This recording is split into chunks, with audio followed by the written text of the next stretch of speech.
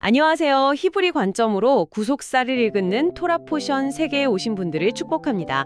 이번 주 토라 포션은 발라크입니다. 네, 안녕하세요. 오늘 저희는 민수기 22장에서 25장에 걸쳐 나오는 이야기를 좀 깊이 들여다보려고 하는데요. 네, 모아방 발락과 또 선지자 발람의 이야기죠. 맞습니다. 특별히 김수건 목사님의 설교를 바탕으로 함께 살펴볼 텐데요. 저주가 어떻게 축복으로 바뀌는지, 또 하나님과 그 특별한 언약 관계 안에 있는 백성들의 특징은 뭔지, 그리고 우리가 세상을 어떤 눈으로 봐야 할지 이런 부분들을 좀 중점적으로 나눠보겠습니다. 네, 이 발락과 발람 이야기는 정말 여러 가지 생각할 거리를 던져주죠. 하나님의 주권이라든지 또 언약 백성의 정체성 같은 것들이 아주 분명하게 드러나는 부분입니다. 그렇죠. 이름부터가 좀 흥미롭던데요. 네. 김수건 목사님 설교에서도 그 부분을 짚어주시는데 발락이라는 이름 자체가 히브리어 바라크에서 왔다고 보세요. 그 뜻이 파괴하다, 황폐하게 하다 이런 거거든요. 정말 이름 그대로 이스라엘을 파괴하려고 했던 거네요. 그렇죠. 그리고 그가 십볼의 아들이라고 불리잖아요. 네네. 근데 이 십볼이라는 이름의 뜻이 작은 새 혹은 참새라는 거예요. 참새요. 그게 어떤 의미가 있을까요? 이게 마태복음 13장에 나오는 씨 뿌리는 비유랑 연결될 수 있다고 보세요. 길가에 떨어진 씨앗, 그러니까 말씀을 새가 와서 먹어버리잖아요. 말씀을 빼앗아가는 존재. 네, 그 새를 악한 자, 즉 사탄으로 해석하기도 하는데 어쩌면 이 십볼도 그런 맥락에서 말씀을 가로채고 방해하는 존재, 사탄의 영향력을 상징하는 이름일 수 있다는 거죠. 와, 말씀을 빼앗아가는 존재의 아들이라니 시작부터 굉장히 의미심장하네요. 그렇죠.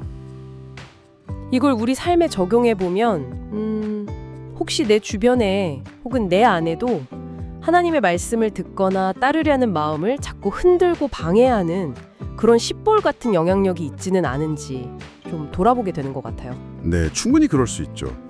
근데 발락이 왜 그렇게 이스라엘을 두려워했을까요? 그냥 군사력이 강해서? 글쎄요, 성경을 보면 이스라엘이 아모리 족속을 이기는 걸 봤다고 나오잖아요. 네, 봤죠. 그런데 그게 다가 아니었던 거죠. 발락은 그 승리 너머에 계신 하나님은 전혀 보지 못했어요. 그냥 눈에 보이는 현상, 인간적인 강함, 군사력 뭐 이런 것들에만 집중했다는 거군요. 맞습니다. 철저히 인간적인 관점이었죠. 그래서 이스라엘 백성이 많은 것을 보고 와, 하나님이 축복하셨구나 이렇게 생각한 게 아니라 오히려 저 많은 무리가 우리를 다 삼키겠다, 망했다 이렇게 생각하면서 심히 두려워하고 또 성경 표현을 길리자면 민망히 여겼다. 즉 소름 돋을 정도로 싫어했다는 거예요. 축복을 재앙으로 본 거네요. 하나님께 소망을 두지 않는 사람의 시선이 바로 이런 거군요. 정확합니다. 딱 거기까지인 거죠. 이게 딱 김수건 목사님이 예화로 드셨던 그 자전거 도난 사건이랑 연결되는 것 같아요. 네네. 그 이야기 참 인상 깊었죠. 자전거를 도둑 맞았다는 그 사실, 그 한쪽 면만 보고 막 화가 나고 분노했는데 네, 그랬는데 잠시 후에 생각해보니 자기가 열쇠를 안 잠갔다는 걸 깨달은 거죠. 맞아요. 자신의 실수를 깨닫고 거기서 더 나아가서 하나님이 이 일을 통해 나에게 뭘 가르치려고 하실까, 이렇게 사건의 다른 면, 더 큰 그림을 보게 되었다는 그 말씀이요. 그렇죠. 단순히 도둑 맞은 사건이 아니라 하나님과의 관계 속에서 의미를 찾게 된 거죠. 우리도 어떤 어려운 상황 앞에서 발락처럼 눈앞에 닥친 문제, 그 한쪽 면만 보고 막 두려워하거나 분노하고 있지는 않은지 정말 돌아봐야 할 것 같아요. 하나님의 시선, 소위 하늘의 시선으로 전체를 보려는 노력이 반드시 필요하겠네요. 네, 정말 중요합니다. 그래서 이 발락과 발람 이야기의 핵심 메시지는 바로 저주를 축복으로 바꾸시는 하나님이라고 할 수 있어요. 네, 그렇죠. 보세요.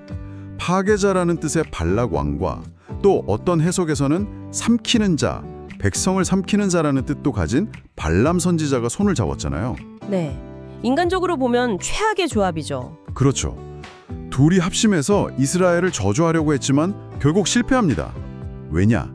축복하시는 하나님의 계획을 그 누구도 막을 수 없기 때문이죠. 하나님의 주권이네요. 맞습니다. 사탄이 아무리 능력이 있고 계략을 꾸며도 전능하신 하나님 앞에서는 아무것도 아니라는 거죠. 그의 활동은 분명히 하나님의 허락하신 범위 안에서만 제한적으로 이루어진다는 것을 보여줍니다. 욥기 1장 12절 말씀처럼요. 아, 네. 하나님이 허락하신 만큼만 할 수 있다는 거. 그렇다고 해서 우리가 사탄의 공격을 너무 가볍게 여기거나 안심하고 있을 수만은 없는 거겠죠. 물론입니다. 그 점도 중요해요. 베드로전서 5장 8절 말씀을 보면 근신하라, 깨어라. 너희의 대적 마귀가 우는 사자같이 두루다니며 삼킬 자를 찾나니 라고 분명히 경고하고 있거든요. 사탄은 결코 만만한 상대가 아니기 때문에 항상 깨어 있어야 합니다. 맞아요. 방심하면 안 되죠. 그런데 이 이야기에서 참 재미있는 반전이 있잖아요. 하나님의 뜻을 거스르려던 그 발람을 막아선 존재가 사람이 아니라 그가 타고 있던 나귀였다는 점이요. 아, 정말 그렇죠. 이게 아주 중요한 포인트인데요. 김수건 목사님은 이 부분을 해석하시면서 발람이 뭘 상징하는지 또 나귀는 뭘 상징하는지를 잘 설명해 주셨어요. 네, 그 부분이 궁금했어요. 발람은 당시 최고의 선지자였지만 결국 모압 왕이 제시한 재물, 세상적인 명예와 같은 유혹에 눈이 멀어버렸잖아요. 이런 발람의 모습은 어쩌면 우리의 육신적인 자아, 세상의 욕심을 따라가는 모습을 상징한다고 볼 수 있다는 거죠. 아, 돈과 명예에 눈이 먼 모습? 네. 반면에 나귀는 어떻습니까? 주인인 발람은 보지 못하는 여호와의 사자를 봤어요. 칼을 빼들고 서 있는 천사를 보고 길을 벗어나거나 주저앉아서 주인의 길을 막아서죠. 네, 그랬죠. 매를 맞으면서까지요. 그렇죠. 이 나귀는 어쩌면 우리 안에 있는 영적인 자아 혹은 우리에게 말씀하시는 성령의 음성을 상징한다고 볼 수 있다는 겁니다. 세상적으로 볼 때는 나귀처럼 미련하고 연약하고 보잘것없어 보이는 존재일지라도 영적으로는 깨어 있어서 하나님의 뜻, 하나님의 경고를 감지할 수 있다는 거죠. 와, 정말 놀라운 해석인데요. 마지막 때에는 오히려 이렇게 세상적으로 약하고 소외된 자들을 통해 하나님이 일하실 수 있다는 그런 메시지로도 들리네요. 네, 충분히 그렇게 연결해 볼 수 있습니다. 그래서 갈라디아서 5장 16절 말씀, 너희는 성령을 따라 행하라. 그리하면 육체의 욕심을 이루지 아니하리라는 말씀이 중요해지는 거죠. 아, 성령을 따라 행하는 것. 네, 내 안에 그 나귀의 음성, 성령의 세미한 음성에 귀를 기울이는 훈련, 그리고 그 인도하심에 순종하는 삶이 정말 필요합니다. 그래야 발람처럼 육체의 욕심에 끌려가지 않을 수 있는 거죠. 그렇군요. 내 안에 나귀의 음성에 더 민감해져야겠네요. 자, 그래서 결국 하나님의 강력한 개입으로 발람은 저주를 하려다가 오히려 4번에 걸쳐서 이스라엘을 축복하게 되잖아요. 네, 맞습니다. 그 축복의 내용들을 하나하나 살펴보면요. 이게 그냥 이스라엘 민족에게만 해당되는 이야기가 아니라 오늘날 언약 백성된 우리 모두의 정체성이 얼마나 놀랍고 복된 것인지를 깨닫게 해줍니다. 네, 첫 번째 축복부터 좀 살펴볼까요? 첫 번째 축복은 민수기 23장 9절에 나오는데요. 내가 바위 위에서 그들을 보며 작은 산에서 그들을 바라보니 이 백성은 홀로 살 것이라 그를 여러 민족 중에 하나로 여기지 아니하리로다. 홀로 살 것이다. 이게 어떤 의미일까요? 약간 외톨이 같은 느낌도 드는데요. 그게 그런 부정적인 의미가 아니고요. 오히려 세상과 구별되었다, 거룩하다는 의미로 해석해야 합니다. 세상의 가치관과 방식을 따르지 않고 하나님 안에서 하나님만의 특별한 소망과 은혜를 누리며 살아가는 존재라는 뜻이죠. 세상으로부터의 소외가 아니라 하나님 안에서의 유니크함, 특별함을 의미하는 겁니다. 아하, 고별됨으로써의 특별함, 세상과는 다른 방식으로 살아가는 성도의 정체성이군요. 네, 그렇죠. 세상과 똑같이 살지 않는다는 선언이죠. 그렇군요. 그럼 두 번째 축복은 뭔가요? 이게 저는 참 은혜가 되더라고요. 네, 두 번째는 정말 큰 위로와 힘을 주는 말씀이죠. 민수기 23장 21절입니다.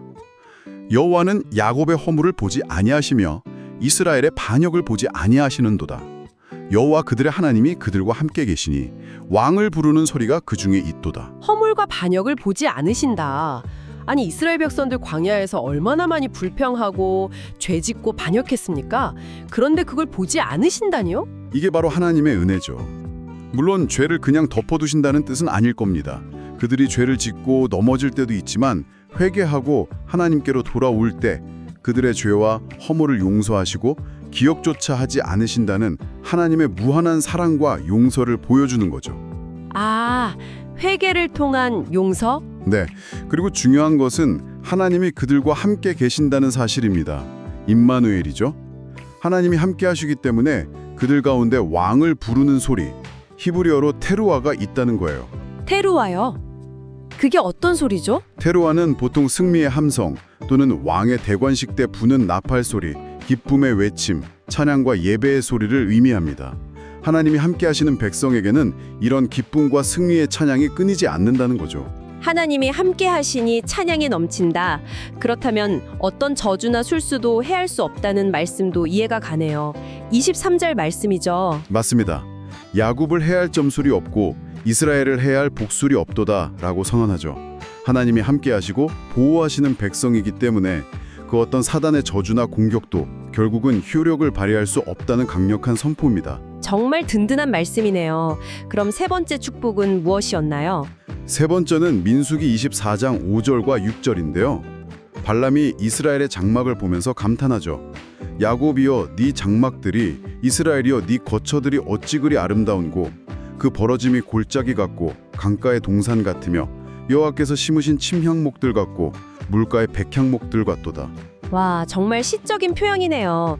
이스라엘 백성들의 삶이 그렇게 아름답다는 건가요? 네, 여기서 장막은 단순히 거주지가 아니라 그들의 삶 전체, 특별히 하나님을 중심으로 살아가는 그들의 삶의 방식을 의미한다고 볼 수 있습니다. 하나님 안에 거하며 그분의 뜻대로 살아갈 때 우리의 삶이 마치 잘 가꿔진 동산처럼 물가에 심겨 풍성한 나무처럼 그렇게 아름답고 풍성해진다는 것을 보여주는 거죠. 하나님 중심으로 사는 삶의 아름다움? 마터브 오알레카 야코브, 그 찬양이 떠오르네요. 네, 맞습니다. 바로 그 구절이죠. 정말 아름다운 축복입니다. 그럼 마지막 네 번째 축복은 메시아에 대한 예언이었죠. 네, 그렇습니다. 민수기 24장 17절에 내가 그를 보아도 이때의 일이 아니며 내가 그를 바라보아도 가까운 일이 아니로다. 한 별이 야곱에게서 나오며 한 규가 이스라엘에게서 일어나서 모압을 이쪽에서 저쪽까지 쳐서 무찌르고 또 셋의 자식들을 다 멸하리로다. 한 별, 한 규, 이게 예수 그리스도를 가리키는 거죠? 네, 정확합니다. 여기서 별과 규, 왕의 지팡이, 홀은 장차 오실 메시아, 바로 예수 그리스도를 예표하는 상징입니다. 그분을 통해 하나님의 백성이 모든 원수들을 물리치고 궁극적인 승리를 얻게 될 것이며 하나님의 나라가 완성될 것을 보여주는 아주 강력한 예언이죠. 그렇군요. 발람의 입을 통해 이렇게 놀라운 축복과 예언이 선포되었다는 게 참, 하나님의 일하시는 방식은 정말 신비롭네요. 정말 그렇죠. 저주하러 갔다가 오히려 하나님의 위대한 계획과 그 백성의 영광스러운 미래를 선포하게 된 거니까요. 자, 그럼 오늘 나눈 이야기들을 좀 정리해 볼까요? 하나님은 당신의 백성, 즉 언약 백성을 향한 그 어떤 저주도 막으시고 심지어 그것을 축복으로 바꾸시는 분이라는 것, 이게 첫 번째 핵심인 것 같고요. 네, 맞습니다. 하나님의 절대적인 주권과 사랑이죠. 그리고 우리 언약 백성 된 우리는 세상과 구별된 거룩하고 특별한 존재이며 비록 죄를 짓고 넘어질 때도 있지만 회개할 때 용서받고 하나님이 늘 함께 하시는 존재라는 것. 그래서 우리 삶에는 왕을 부르는 소리, 테루아가 있고 하나님 보시기에 심히 아름다운 존재이며 결국 예수 그리스도를 통해 궁극적인 승리가 약속된 백성이라는 것. 이게 우리의 정체성이라는 거네요. 네, 바로 그겁니다. 이 정체성을 아는 것이 정말 중요합니다. 그리고 믿는 것이 중요하죠. 이 정체성을 우리가 정말 굳게 붙잡아야 할 것 같아요. 혹시 우리 삶을 묶으려고 하는 어떤 문제들, 뭐 가난이나 질병, 실패에 대한 두려움 같은 것들이 있다면 아니야, 나는 저주받을 존재가 아니야. 나는 하나님의 축복받은 자녀야. 이렇게 선포해야겠네요. 그렇죠. 언약 백성에게 주어진 권세, 바로 예수 그리스도의 이름으로 그런 부정적인 묶임들을 담대하게 끊어내고 자유를 선포해야 합니다. 더 이상 사탄에게 우리를 묶을 빌미를 주어서는 안 됩니다. 네, 맞습니다. 하나님은 우리를 저주가 아니라 축복하기 원하시는 분이니까요.